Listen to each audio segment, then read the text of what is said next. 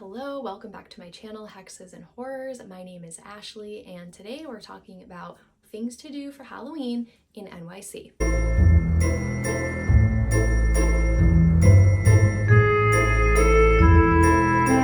So I am from New York, not from New York City specifically. I was born in the Bronx, but I grew up in the next county to the north of New York City. So I have been visiting there pretty much my whole life. I grew up about a 30-minute drive from Manhattan, and my first tip before we even get into this list is do not drive in the city. I hate driving in New York City. It is nothing but a headache. If you don't have any patience, don't do it. My recommendation is to take the train in. So if you're in the nearby area, you can take Metro North into the city. Otherwise, you can also park at a subway station in the Bronx or Queens or wherever, and just take the train into the city. If you are driving, park your car for the day. Do not expect to be driving from one spot to the next. You can park in a parking garage or find street parking and then take the subway from one place to another and go back to your car at the end of the day. If you are driving in and you need a parking garage, you can check Icon Parking online because they often give discounts if you reserve a spot beforehand and print out your receipt, your ticket, and take it with you. It'll be a little bit discounted because parking garages in the city are super expensive for the day. All right, so we are going by borough for this list, except for Staten Island, because I couldn't really find anything to do for Halloween on Staten Island. I'm sure there are some things. I just didn't find any. I feel like Staten Island is sort of the redheaded stepchild of the 5 boroughs, but if you know of any Halloween things to do on Staten Island, let me know in the comments because I couldn't really find much. So in place of Staten Island, I have put Long Island and then an honorable mention for Westchester County. So we are starting out in Brooklyn. The first thing on the list is the Madame Morbid Trolley. This picks up in Greenpoint, and it's essentially a haunted history true crime tour of Brooklyn. It is really fun. It's only during spooky season. They have a fog machine on board. It's decked out for Halloween. The tour guide is always in like Victorian period costume. It's really, really fun. Next stop in Brooklyn is the House of Wax Bar. This is in the Brooklyn City Center. It's on the top floor where the Alamo Theater is. It is an oddities bar, so if you're into oddities and kind of like medical anomalies, it's definitely a cool place to check out. They have cases surrounding the bar filled with models, medical models, different maladies basically. So it's really interesting, and I'm sure they decorate for Halloween because it's kind of like a spooky themed bar. Then moving into the Bronx, we have the annual Bronx Halloween Parade, and we have Boo at the Zoo. I do not support zoos, and I don't go to zoos unless I have to. And the only time I have ever had to is when I was teaching elementary school and we had a field trip to the zoo. I don't know who organized it. It wasn't me, but I had to go to the zoo. Otherwise, I don't really frequent them.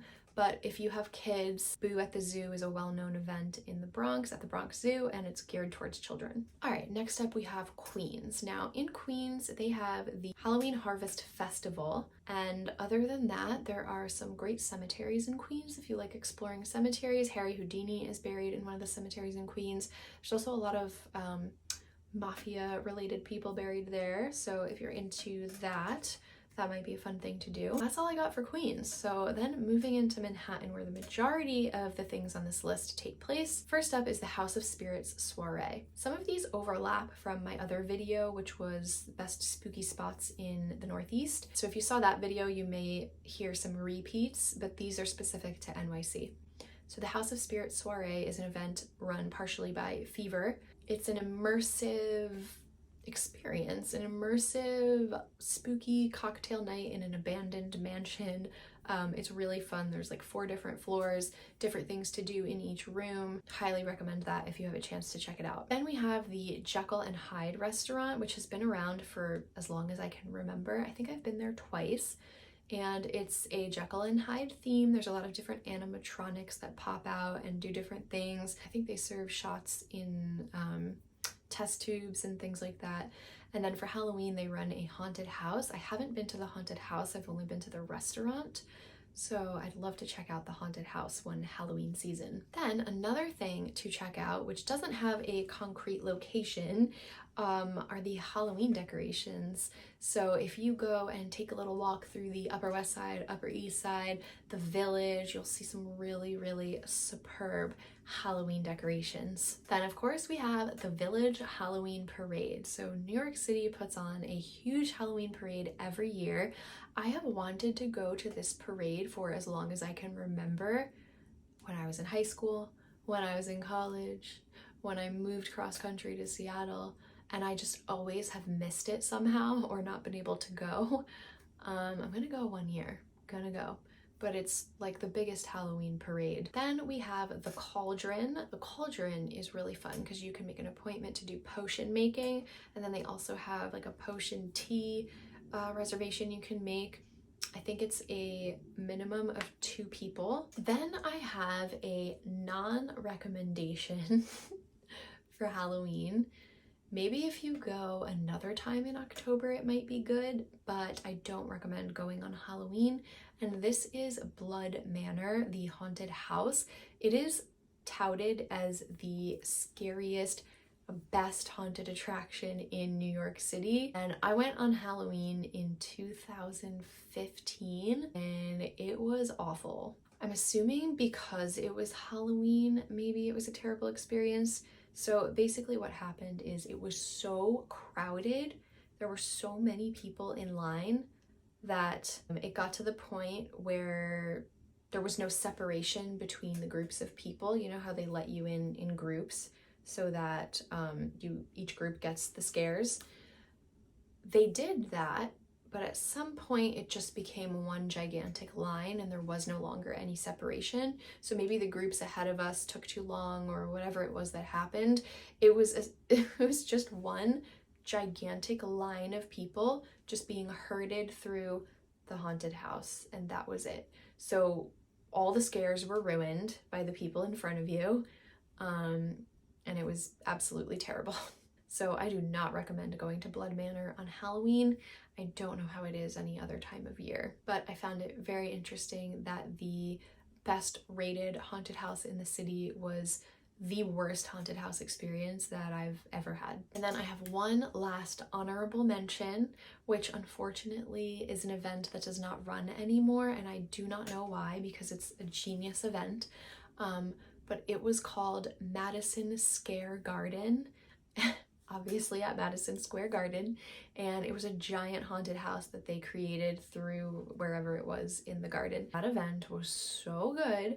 I went when I was a teenager with my family, my parents and my brother. I actually got lost in that haunted house for a hot minute, and it was terrifying because there was a gigantic room where they created a prison yard. So they had fences that they had set up, you know, in like a maze-like format, and there were actors dressed as prison guards and prisoners walking around wandering like they had gotten out, strobe lights going off the entire time, loud music. It was just like you couldn't see where you were going and you couldn't figure out your orientation. And I couldn't find my family, so I just sat down in a corner and just like I just sat there. I didn't know what to do.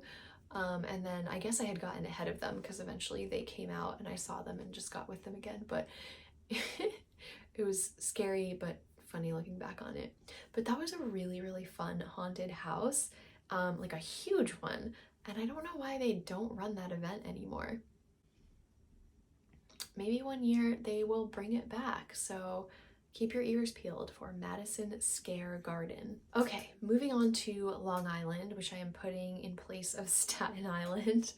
We have a couple things on Long Island. So we have the Haunted House of Hamburgers on Long Island.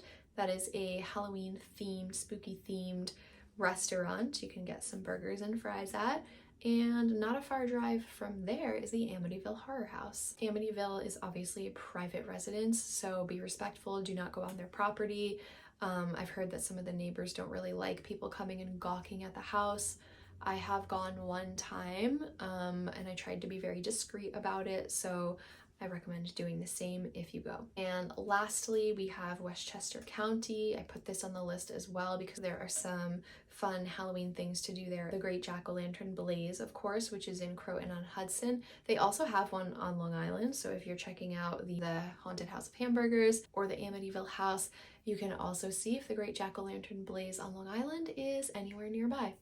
But the other one is in Croton-on-Hudson, 20 minutes north of Sleepy Hollow if you're driving. Great Jack-o'-lantern Blaze is a great event, family-friendly, kid-friendly, adult-friendly, super fun to see just glowing, blazing jack-o'-lanterns turned into all these different creations. And then of course Sleepy Hollow is the other recommendation in Westchester County. So it is along the Hudson River, right before the Tappan Zee Bridge. Tons of stuff to do in Sleepy Hollow and Tarrytown throughout the month of October, so definitely check it out. I hope you found some things on this list that maybe you can do if you live near the New York City area. But if you know of any other fun Halloween things to do in the city, please let me know in the comments. I'm sure there are tons of other things to do, so let me know what your favorites are, and let me know if you've been to any of the ones that I mentioned or if you plan to check them out. Thank you guys so much for watching. Don't forget to like this video and subscribe if you want more videos like this, and I will see you next time. Stay spooky.